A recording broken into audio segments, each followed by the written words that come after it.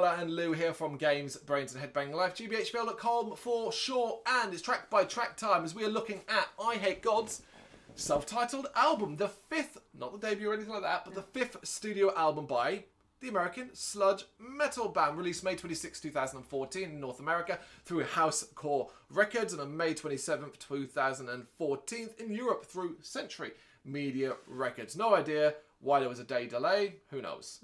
Obviously, Eyehategod, pretty famous band, but what people may not know is this is considered a posthumous album for late drummer Joe Lacaze, who died in August 2013 due to respiratory failure and was replaced by Aaron Hill. It was also the last album that featured lead guitarist Brian Patton before his departure in 2018. So some significant changes to Eyehategod here.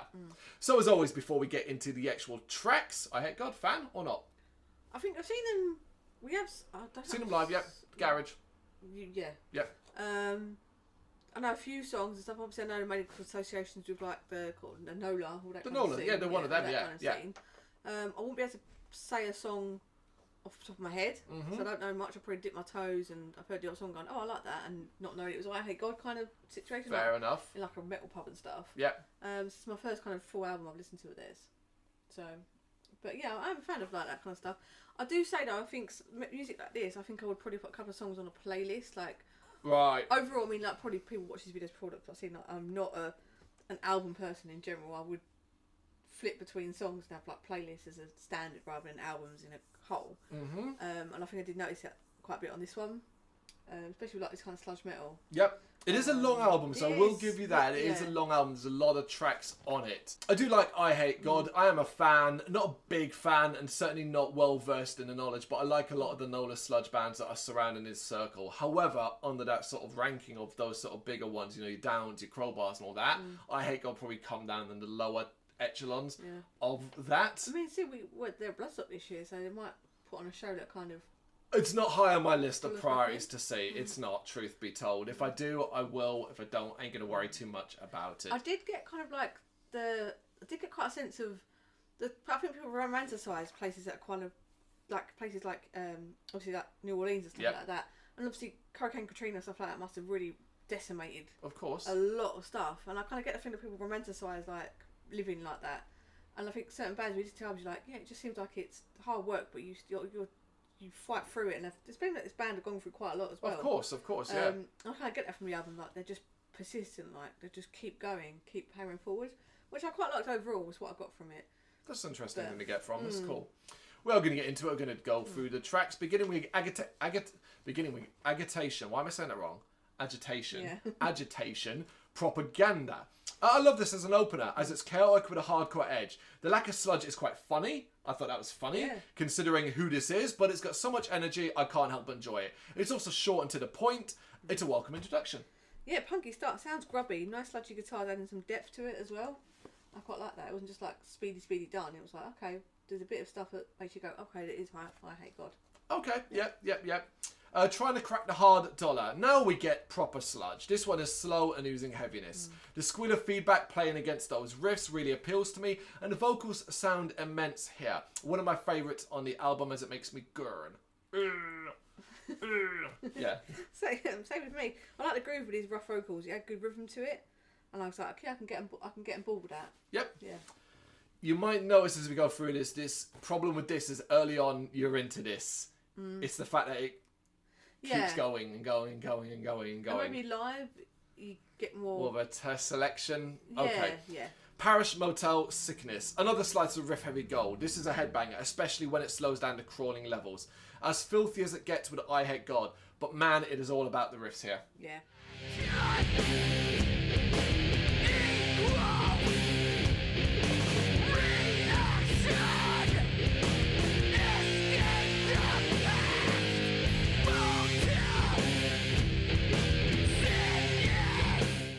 I really like there's like a line of vocal, like they keep repeating, sometimes I'm stuck together, sometimes I'm so unglued. I really like that.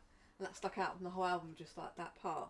It feels really raw and real, and what I said earlier, like you get a real sense of what it's like trying to keep going like a sludge band. I don't know, I'm trying to think how I'm trying to word it. It felt very authentic, that's what I'm trying to say. Cool. Yeah, that's the word. Quitters offensive. Whereas here, it's the vocals and how raw they are that does it for me. Although there's no ignoring the fuzz on those guitars again, it's another classy listen. The way he screams "quit" is particularly cool. It chugs along nicely, but I didn't really get much from it.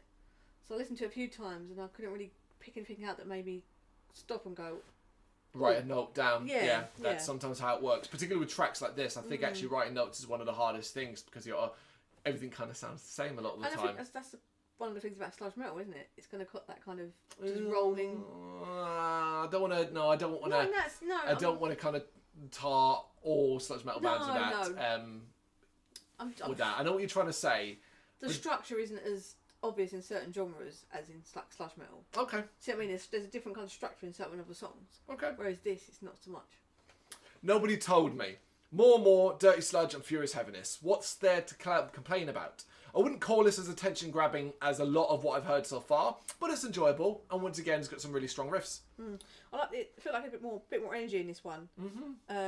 Gives it more oomph, like a bit more kind of meat to it. I liked it. Worthless Rescue. The guitars have a bit more melody to them here. They sound almost a bit bluesy, though the feedback is ear-splitting. The latter part of the track, with that energy outburst, is the best thing about this one.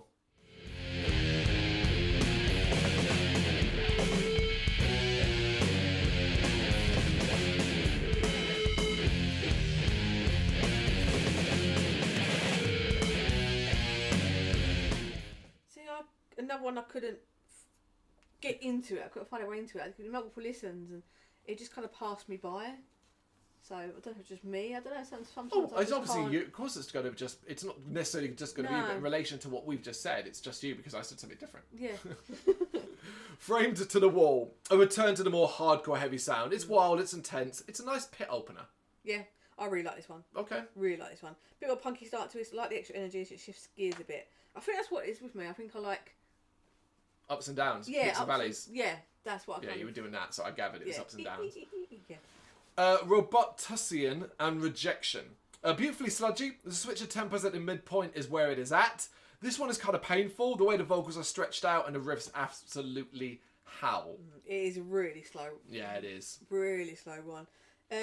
Solid, but not that memorable for me. Okay.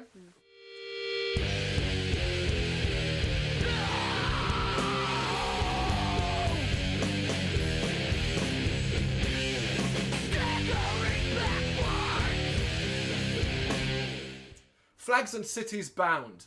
The wall of feedback and spoken word vocals at the start makes it clear that this is a bit of a different beast, especially as it's over 7 minutes long. Of course, it reverts to a more familiar style as it goes on, but it's not as clear-cut as you might expect. In fact, it's kind of all over the place, and I really love it for that. I thought this one was a real test of patience, and if you have it, it pays off. Yeah. Again, I was talking about the authenticity, like spoken part very, very dark, takes you on a journey, and so get that the band's been through a lot. Yep. And it feels like keep going. So it is a long track, but I stuck with it. Yeah, so did I. I ended up really enjoying it. Penultimate track, Medicine Noose, a straightforward slab of filthy sound and sludge and speed. Nothing wrong with it. Yeah, picks up the pace after the last track, which is good. Which is what you need. It breaks it up and brings you back up again. Then back into sludge because it is Eyehategod. Of course, and we are ankles deep, knee deep in this sludge by now. Yeah. And last but not least, the Age of Boot Camp. One last slow-moving, Titanic-sounding sludgy effort to put the cherry on top of this, be honest, nasty-sounding album. It's held my attention up to this point, and this finale doesn't change that. To be fair, it's chaotic, intense, and heavy. A perfectly fine ending. Yeah.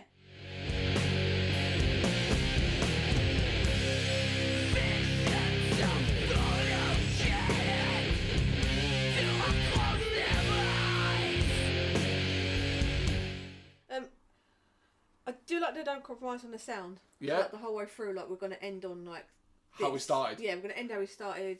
That. Yeah, and it is what it is. Yeah, it's not like abruptly as well. Yeah, it's not like a ballad. We're not suddenly going to change things up. Yeah. There's no dramatic interludes or anything else. Nope. And it ends really quick as well. Yeah, it's wall to wall, sludge, hardcore, infused punk, raw noise. It's very much an Eyehategod album, hence why it's self-taught more than anything else. And I do like it overall. As say, a lot of it kind of just ends up seeping in and then just being stuck in the mire because it's all so consistent.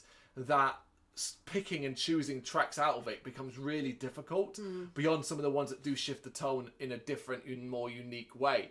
But that doesn't mean I don't think it's a good album, because ultimately it's like, well, no, but you did enjoy it and you do enjoy the sound and you didn't really have many negative things to say. At most, I could say there's a couple of tracks that are forgettable, a little bit blander, a little bit more boring. But even then, those words don't quite ring true, because I'm like, I was never that bored. No. You know? That's why I'm questioning myself, because I'm listening going, I don't know what to write. I know I like it, but at certain times I'm just like, Of course. I can't say sludgy anymore. Yeah. How many times can you say this is really sludgy? Yeah, do you know what I mean? How many times can you say it? You just kind of got to be straight with it. But yeah, so I'd say if I get a chance to see him at Bloodstock, we quite You'll take it, yeah. And give it after listening to this album, and I might go back to like the most popular song, like that most popular song. Of course. Like, have a little dabble. Yeah, I mean, this So, is one of many good Eyehategod albums. Yeah. Do you know what I mean? Like that kind of thing. Yeah. All right, top 3 tracks. Trying to Crack a Hard Dollar. Yep. Parish Motel Sickness and Flags and Cities Bound. Wow. Exactly the same. Hey, Trying to Crack the Hard Dollar, Parish Motel Sickness, and you can see, so Yep. I'm not cheating, Flags and Cities Bound. That's a rare event Very where we rare. have the exact same 3 tracks, but I think they are the 3 best tracks on this album that showcase the wide array. Trying to Crack the Hard Dollar for the sludgy, dirtier sound, Parish Motel Sickness for some of the riffs more than anything else, and Flags and Cities Bound because it's probably the most eclectic and interesting track on your whole album. I think, if you want a taster, we've just named it. The fact we both choose, and we don't do our notes together, we do them completely separate. We don't see them beforehand. No. So with that in mind, the fact we pull the same 3 out, I think that speaks volumes. Yeah. You know what to do. You got any thoughts on it? Let us know in the comments. Thank you very much for watching. You can check us out on gbhbl.com as well as on Facebook, Instagram, Twitter and Tumblr. Go to Patreon to help us out over there. That's patreon.com/gbhbl, as well as Big Cartel, where you can find some of our merchandise. We have a podcast running on SoundCloud and Apple Podcasts. And of course, if you like this video, do us a favour, hit the subscribe button and help the channel grow. Games, horror and heavy metal. What else is life for?